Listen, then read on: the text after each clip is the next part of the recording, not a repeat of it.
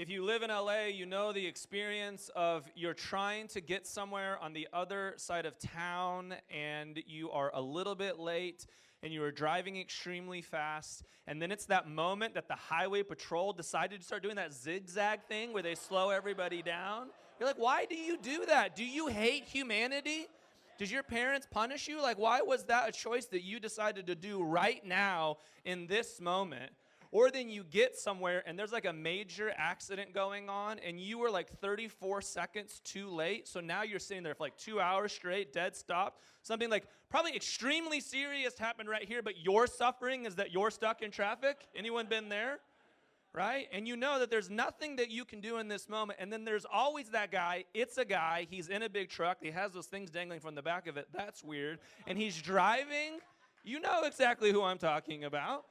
And they're driving on the side, right, trying to pass everyone else, and you're like, not on my watch. And then there's the person with the Prius who's had way too much anger for way too long, and they decide to pull out in front of that truck because they're like, not on my watch. I'm already driving a Prius in Los Angeles, and you're not cutting it. You know what's going on here. There's so much stress going on in your life. Or you're trying to get somewhere, and someone's going like 120 miles per hour cutting you off. And I remember my sponsor told me years before, don't let that anger you. Maybe they have a snake in their car. You don't know. You don't know. You just don't know.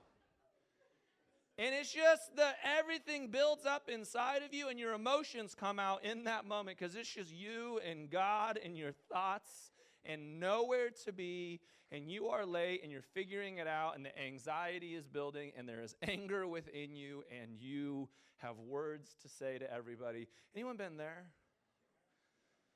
Suffering, my friends.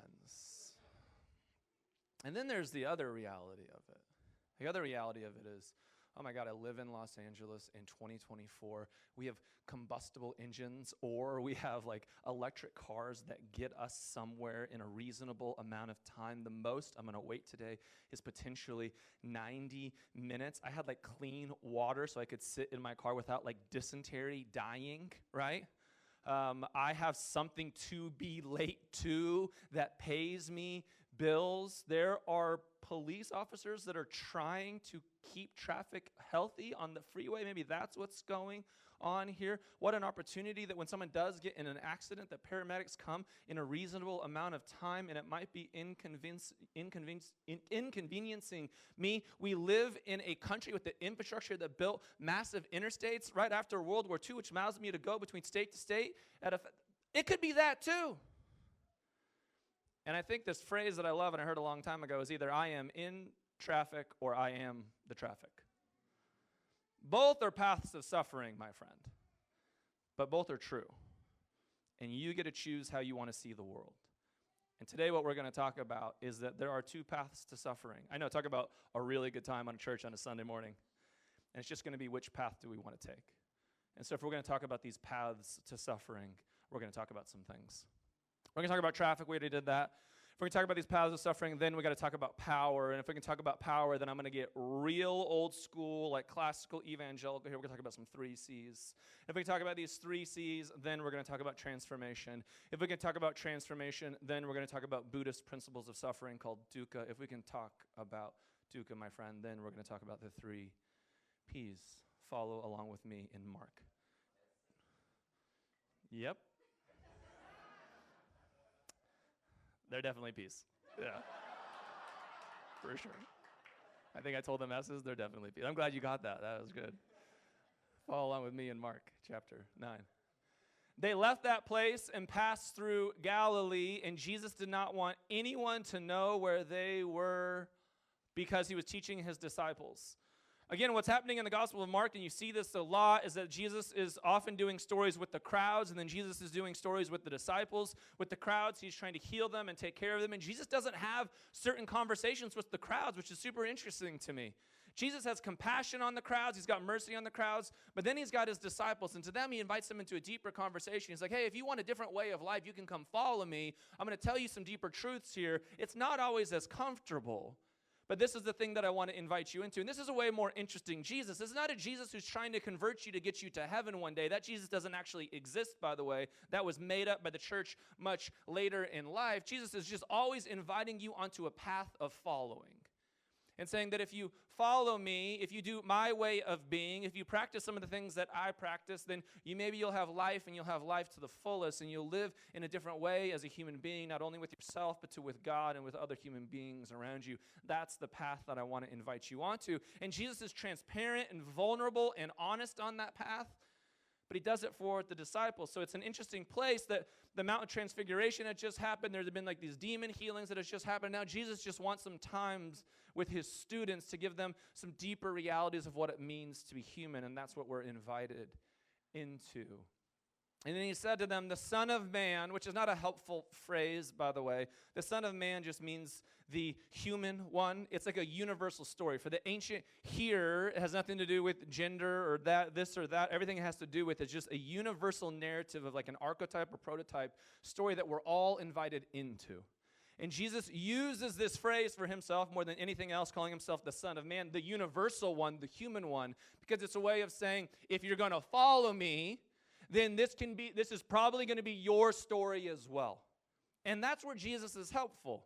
Because sometimes the story that we were given about Jesus was not helpful. We follow him, but we're like nothing like him, and Jesus is kind of like uncomfortable and like a little rigid, right? And like British, I don't know why, but it just sounds like that, right? Like you're just like, you're going to hell and you're going to hell. You guys remember those? Like it's just, that's, no one. You didn't hear that? That was my Jesus?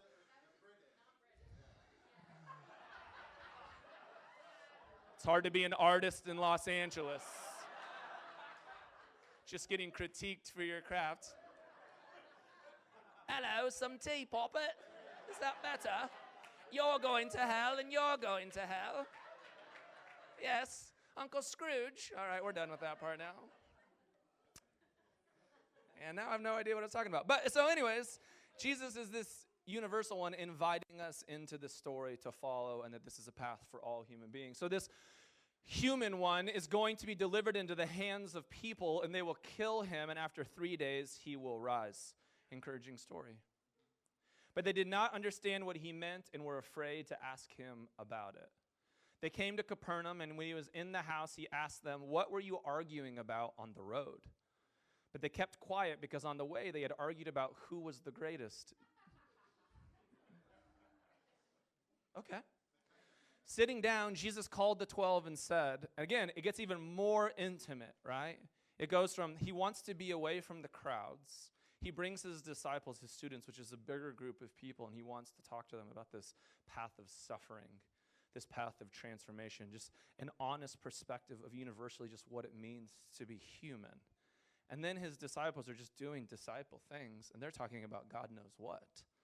And then he's like, no, let's get even more intimate here, and I want to bring the 12 in, and I want to get kind of like deeper into this truth, into what it means to be human, because this is hard to follow, but man, if you can follow it, it's going to be a way that's going to bring you life. So anyone who wants to be first must be the very last and the servant of all. And he took a little child whom he had placed among them, and taking the child in his arms, he said to them, "Whoever welcomes one of these little children in my name welcomes me. And whoever welcomes me does not welcome me, but the one who sent me." There are these two paths of suffering that we'll all go on. Richard Rohr has this book called Immortal Diamond, and what I love about Immortal Diamond is it's just naming for you that the realities of two paths in life. And these two paths are really just your two halves in life. Your first half of life is you're creating, you're building, you're pursuing, you're trying to be economically successful, emotionally successful, mentally successful, you're trying to build an empire, you're trying to be sexually successful, you're trying to have a relationship. That's just normal. I think for many of us in the world, the church, we told that those things were bad. Oh, you're following the flesh, or you're following the world, you're following culture, instead of the reality of, no, this is just what human beings have always done. There's a part of you that is not just trying to survive, but thrive, and you're trying to create your space in the world, and that's what it means to be a human being. That's the first half of life, and we all do it.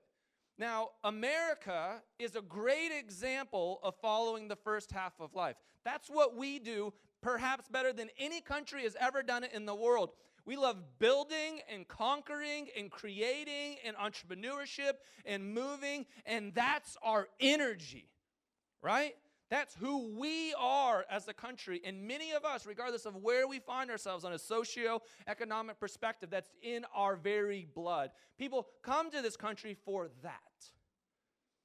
And then there's the second half of life.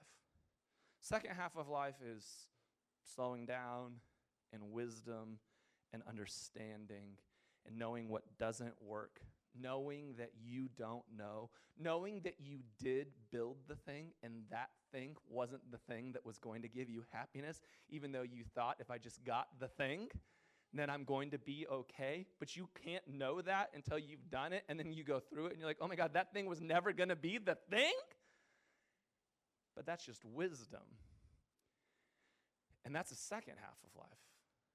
That's a second path of suffering. It's still suffering. It's still like figuring it out and re-seeing the world, and it's really hard to get there. And one of the tough things about the United States of America, one of the tough things about churches in the United States of America is that we are great at the first half of life. Like, to be honest, the megachurch phenomenon is a complete United States thing. And I'm not even trashing on it. There's power in it. I've talked about this before. There's something. Have you ever just been to remember what's the last time you were at a worship concert at a place like that? And you're just like, I don't believe in this. Yes, Lord! It moves you. Because that's what we're good at. That is the most expression of the United States of America faith that you could ever create. What we struggle with, and this is why we have endless scandals in the mega churches, we don't have wisdom on the other side. It's really hard for us to slow down and say, what if the thing is not just to build the thing and to make it bigger and better and sexier, and how do we get more people there? What if the thing is about slowing down and meaning and wisdom and getting deeper in connection and community? What if that's actually the thing, and we just struggle with that? It's October in a presidential election year. This is going to hurt some of you. But generally, our presidential candidates solely exist in the first half of life. Building, proving, trying to convince you, getting a little bit petty. Even your favorite candidate, whoever your favorite candidate may be, they still get on the debate stage and they start saying some shit, right? Because it's first half of life energy, and this is who we put in office. That's not a critique. That's just an observation and a fact of that's what we do. And what's hard is that you're looking for people who mature through that and that they can have wisdom and depth and understanding. They don't actually have to prove themselves. And just historically as a country, that's not who we put into leadership. Because people that are successful in our culture are people who live over here. Now, what I love about the path of Jesus, what I love about what Richard Rohr will talk about, is it's not a critique, a shaming, or a guilt of those things. It's just a reality of this is what we do as human beings.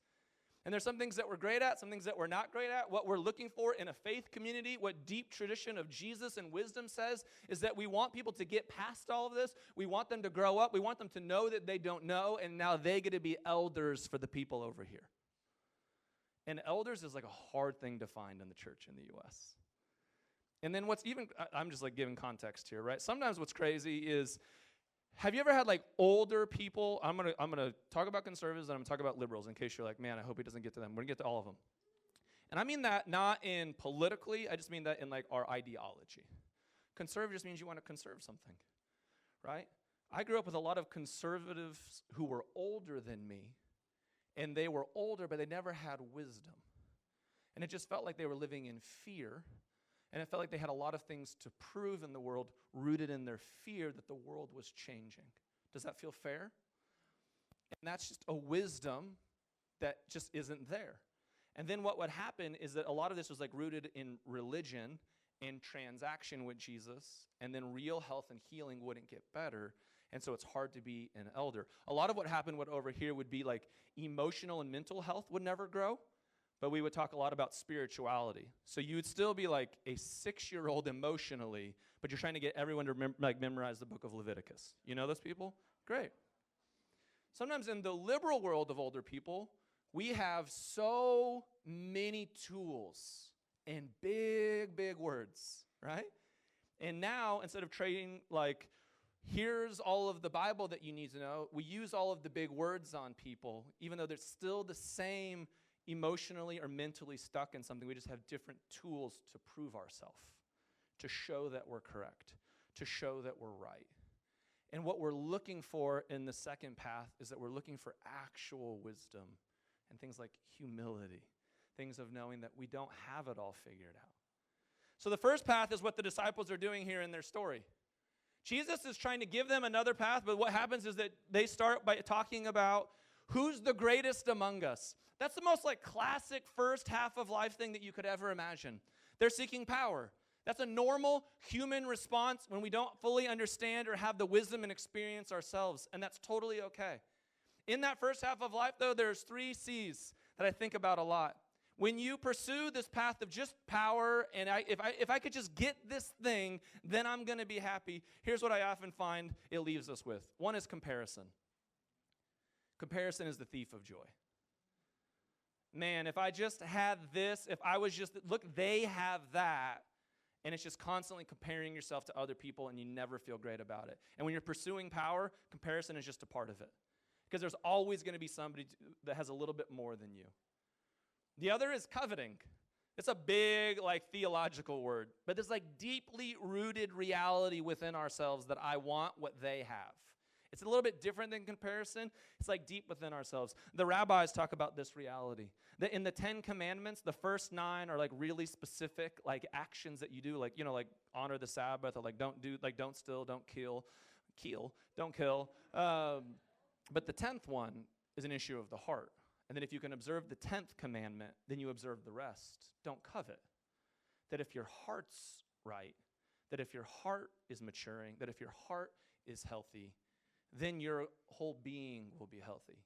That when we pursue the first half of life, which, by the way, is not guilt, shame, whatever, but probably most of us in this room are on the first path of life. That's totally okay. That's normal, in fact. But how many of us feel the feelings of comparison at time? Have the feelings of coveting at time, right? And then here's the last one. This is probably good for us progressives and liberals in the room. Have the feeling of cynicism at time. Everything is wrong. Something is needed to be critiqued.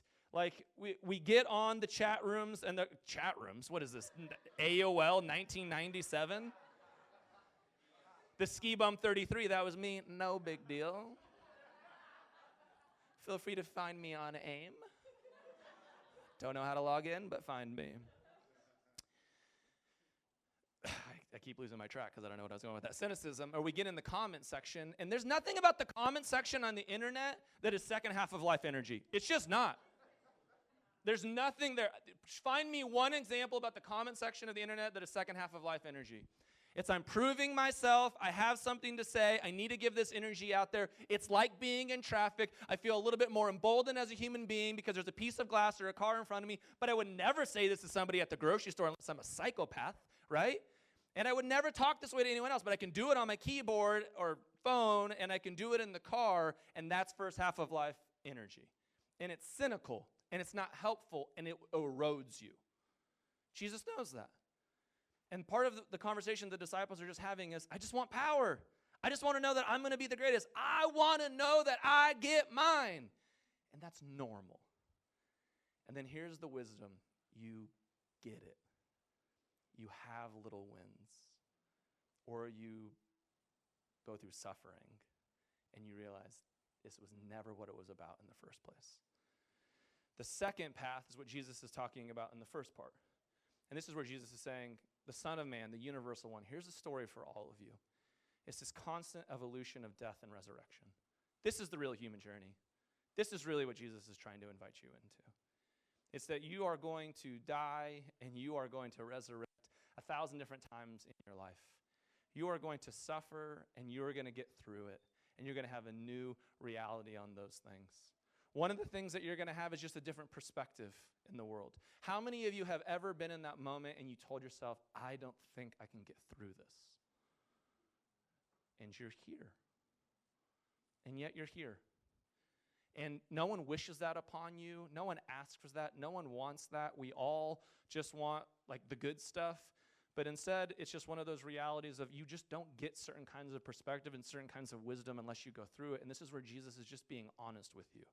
Jesus is saying, I get that you want power. I get that you want to figure out who's the greatest, but I'm going to tell you about another way of life. I'm going to tell you just a universal reality for all of you, and that you're going to go through suffering, and suffering is just going to teach you some perspective.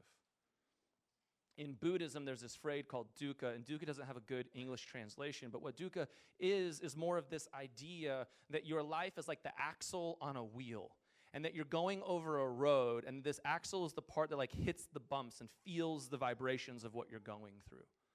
Dukkha is your perspective about what you're going through. It's either the perspective of, again, I am in traffic, there's a pothole, I hit something, and now I am cynical, or I am comparing because the car by me drove a new Cybertruck and I really want that, or I'm coveting because I'm driving through Beverly Hills. It can be all of that, and why not me, and I'm a victim to this thing, and what is going on? It can be that. Or dukkha is this reality and perspective of, I'm on a road, guess what's there? Potholes. Who would have ever thought that there's not potholes on road? What a horrible way to set myself up for resentment by pretending that there was not going to be potholes on the road, that there wasn't going to be traffic on the road, that there wasn't going to be accidents sometimes because other people were driving that truck that way on the road, that other people just have their own autonomy. What a horrible way to set myself up for success for the things that I want, because I'm over here believing and having expectations that these things aren't on the road. Of course they're on the road. That's dukkha. Your perspective can change in the second half of life, where you just say, oh, there was a pothole. Potholes happen. It's not a matter of if, but when. That I said P's, right? Not S's. That's what I had to think about in my head right there. You guys got me on that one. Okay, great. Ooh. It's not only a perspective, but also I think what we're inviting to is presence. What I love about the way of Jesus and following Jesus is that Jesus is always inviting us into his presence. That might be really beautiful for some people in this room. That might be very uncomfortable for some of us as you're re-navigating and renegotiating life and relationship with following Jesus. As you begin to learn and trust that Jesus isn't like this like psychomaniac who's just trying to make God happy and needs to kill himself so his sadistic father is happy one day. The theology that you were given, by the way. And say like, oh, this person is like safe and trusting, and Jesus is here to change my mind about who God is, because God is gentle and caring and kind, and God wants to be with me. And this is a beautiful story of that Jesus just is so honest with us about dukkha, that there's just going to be potholes, there's going to be difficult things on the path, and there's going to be suffering. But Jesus doesn't just like give us some fake narrative and just like, but if you pray hard enough, none of that suffering will ever touch you. Or that you're this guilty, horrible, depraved human being. Thanks, Luther, get a therapist, right? No. That was like a small theology joke. I hope some of you got that, right? The Protestant reformers honestly just need a therapist, but that's a conversation for another day. And I think what Jesus invites us into is this deeper reality of, no, because you can trust me, I want you to be in presence with me. And that presence with Jesus, connection with maybe just God or the divine, is actually what we need as human beings. And always in these stories, there's this like pulling and pulling. Let's get away from the crowds. Oh, it's all of my students. No, I want to get even more intimate, and I want to get even more intimate, and I want to bring you into this narrative where you're with me. Because when you're with me, you're going to be able to see the suffering in the world in a different way. And I'm going to model for you what suffering looks like. They're going to kill me. They're going to betray me.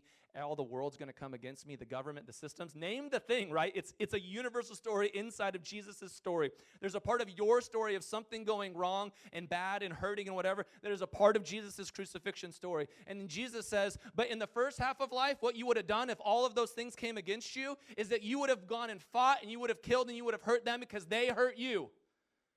But I'm going to show you second half of life wisdom and reality. And when they came for me, and when they killed me, and when they took my life, instead of transmitting the pain, I transformed it. That's what I want to show you. Because it's going to be worth it for your life one day when you're old and you're sitting there and you didn't have to drive your Prius in front of that car because you had resolved your anger issue at therapy earlier that day instead of with this guy. That's what Jesus wants to invite you into. And so we go from perspective and we go from presence, and then I think eventually what I see that Jesus always brings us into is peace. Maybe like take a big breath in and a big exhale out. Being around kids brings me peace. I know, like go with me a second here. They're chaos and they're crazy and the energy is insane, but there's something about it that is pure and beautiful and wholesome, and that life comes full circle in these moments, and it's complete surrender. And when I find peace, and when I'm not finding that in my perspective in the world, when I'm not finding that because I'm just like not doing the presence thing with Jesus, whatever that means, I honestly just hang out with my kids. I took my son a couple weeks ago to the San Diego Zoo, and he loves animals. And they love him, like they know his energy. It's insane. And so we see the hippos earlier the day, and they're away. And then I'm like, we were at the San Diego Zoo I'm at hour 7 at this point, okay?